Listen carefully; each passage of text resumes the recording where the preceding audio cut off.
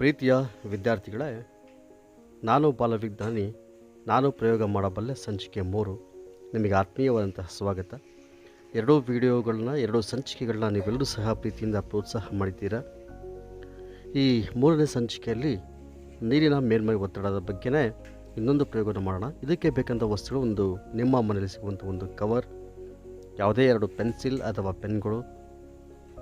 ಮೊದಲಿಗೆ ಒಂದು ಪ್ಲಾಸ್ಟಿಕ್ ಕವರನ್ನು ತೆಗೆದುಕೊಂಡು ನೀರನ್ನು ತುಂಬಿ, ನೀರು ಹೊರಚೆಲ್ಲದಂತೆ ಬಿಗಿಯಾಗಿ ರಬ್ಬರ್ ಬ್ಯಾಂಡನ್ನು ಹಾಕಿದ ನಂತರ ನಿಧಾನವಾಗಿ ನೀವು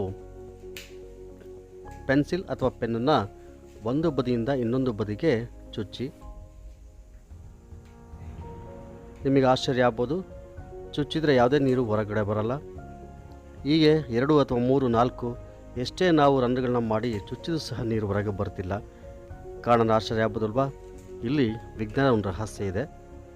ನೀರಿನ ಮೇಲ್ಮೈ ಒತ್ತಡ ಇರೋದ್ರಿಂದ ಅಲ್ಲೇನಾಗುತ್ತೆ ಅಂತಂದರೆ, ಯಾವುದೇ ಕಾರಣಕ್ಕೂ ನೀರು ಆಚೆ ಹೋಗದಂತೆ ಅದು ತಡೆಯುತ್ತೆ. ನೋಡಿ, ಈ ಕಡೆಯಿಂದ ಈ ಕಡೆಗೆ ಇಟ್ಟಿದ್ವಿ, ಚುಚ್ಚಿದ್ರೆ ನೀರು ಹೊರ ಚೆಲ್ಲಬೇಕಿತ್ತು, ಆದರೆ ಚೆಲ್ಲಿಲ್ಲ ಅಲ್ವಾ? ಇದಕ್ಕೆ ಕಾರಣ ನೀರಿನ ಮೇಲ್ಮೈ ಒತ್ತಡ. ನೀವು ಸಹ ಈ ಪ್ರಯೋಗವನ್ನು ಮಾಡಿ, ನಿಮಗೂ ಸಹ ಆಶ್ಚರ್ಯ ಆಗುತ್ತೆ. ಯಾವುದೇ ಕಾರಣಕ್ಕೂ ನೀರು ಹೊರ ಚೆಲ್ಲಲ್ಲ. ಧನ್ಯವಾದಗಳು.